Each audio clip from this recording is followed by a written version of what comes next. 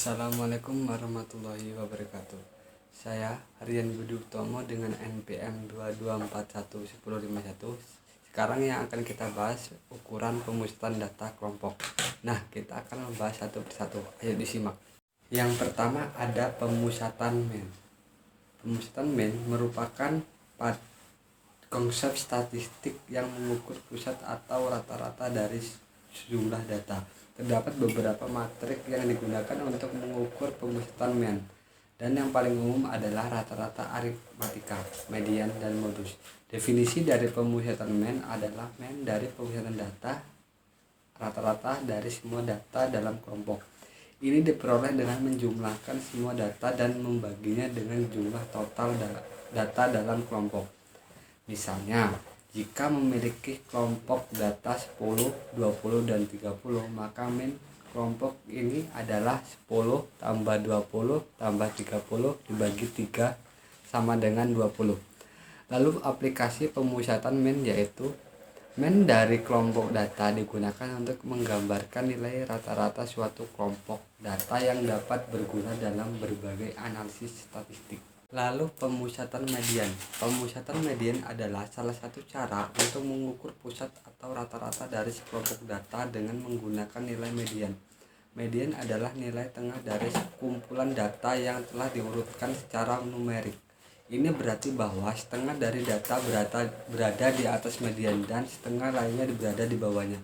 Median berguna ketika data memiliki outlier, nilai-nilai ekstrim atau distribusi yang tidak simetris, karena tidak dipengaruhi oleh nilai ekstrim tersebut. Definisi dari pemusatan median yaitu median dari kelompok data adalah nilai tengah dari data yang diurutkan secara terurut. Misalnya, jika memiliki kelompok data 10, 20, 30, maka median kelompok data ini adalah 20. Dan aplikasi dari pemusatan median yaitu median dari kelompok data berguna ketika data memiliki perincilan atau outlier yang signifikan atau ketika distribusi data tidak simetris. Lalu pemusatan modus. Pemusatan modus adalah salah satu cara untuk mengukur pusat atau rata-rata dari sekelompok data dengan menggunakan nilai yang muncul dengan frekuensi tertinggi dalam data. Nilai-nilai ini disebut modus atau moda. Modus adalah nilai yang paling sering muncul dalam kumpulan data. Data dapat memiliki modus tunggal atau disebut satu nilai modus dan modus berganda lebih dari satu nilai modus. Definisi dari pemusatan modus ini yaitu modus dari kelompok data adalah nilai atau nilai yang muncul paling sering dalam kelompok data. Misalnya, jika memiliki kelompok data 10, 10, 20, 30, maka modus dari kelompok ini adalah 10. Dan aplikasi pemusatan modus adalah dari kelompok data membantu untuk mengidentifikasi nilai-nilai yang paling umum atau diikuti dalam kelompok data. Selanjutnya pemusatan rank. Pemusatan rank tidak sebenarnya merupakan istilah statistik yang umum digunakan untuk mengukur pusat atau rata dari kelompok data. Rank adalah istilah yang lebih sering digunakan untuk mengukur sebaran data daripada pemusatan. Rank mengukur selisih antara nilai tertinggi atau maksimum dan nilai terendah atau minimum. Dalam kumpulan data, rank ini memberikan gambaran tentang sejauh mana data tersebar atau beragam. Rumus untuk menghitung rank adalah sebagai berikut. Rank sama dengan nilai maksimum dikurang nilai minimum. Definisi dari pemusatan rank yaitu rank dari kelompok data adalah selisih antara nilai maksimum dan nilai minimum dalam kelompok data.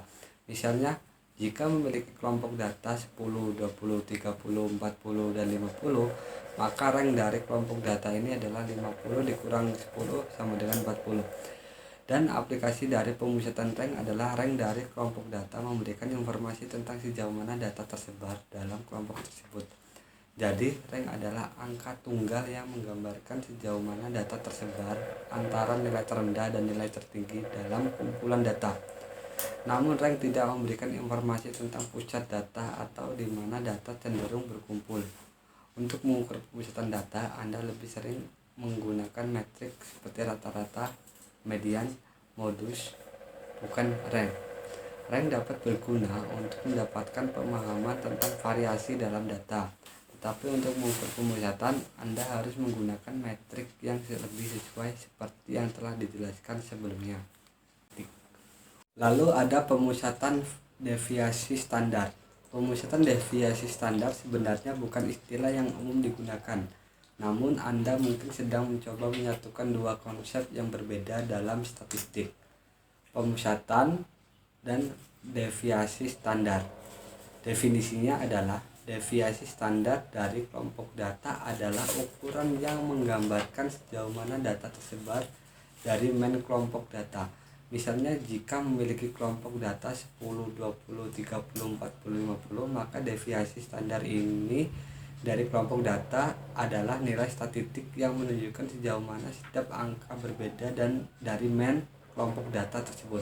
Lalu aplikasinya, deviasi standar dari kelompok data digunakan untuk mengukur variasi atau penyebaran data dalam kelompok data dan membantu dalam melakukan analisis statistik yang lebih mendalam. Jadi pemusatan dan deviasi standar adalah konsep yang berbeda dalam statistik. Masing-masing mengukur aspek yang berbeda dari data Anda. Anda dapat menggunakan keduanya bersama-sama untuk mendapatkan gambaran lengkap tentang data Anda, di mana pemusatan memberitahukan Anda di mana data cenderung berkumpul dan deviasi standar memberitahukan Anda seberapa tersebar data di sekitar titik pusat tersebut. Yang terakhir ada contoh aplikasi ukuran pemusatan data kelompok. Ukuran pemusatan data kelompok adalah metode statistik yang digunakan ketika Anda memiliki data yang sudah dikelompokkan ke dalam interval atau kelas. Dalam situasi seperti ini, Anda tidak memiliki akses langsung ke setiap titik data individu, tetapi hanya memiliki informasi tentang frekuensi setiap kelas atau interval. Dan beberapa contoh aplikasi ukuran pemusatan data kelompok diantaranya ada penelitian sosial, yaitu menggunakan ukuran pemusatan data kelompok dan yang berguna dalam analisis data dalam penelitian sosial untuk memahami tren dan pola dalam populasi tertentu. Lalu bisnis keuangan. Jadi dalam bisnis keuangan, ukuran pemusatan data kelompok digunakan untuk menganalisis data yang dikumpulkan dalam konteks bisnis keuangan. Terakhir, pendidikan. Pendidikan yaitu ukuran pemusatan data yang dikelompokkan diterapkan dalam pendidikan untuk mengidentifikasi tren dan pola dalam data kelompok tertentu, seperti hasil ujian siswa. Nah, aplikasi ukuran pemusatan data kelompok dapat sangat berguna dalam situasi di mana Anda hanya memiliki data terkelompok dan ingin mendapatkan gambaran tentang pemusatan data dalam kelompok-kelompok tersebut.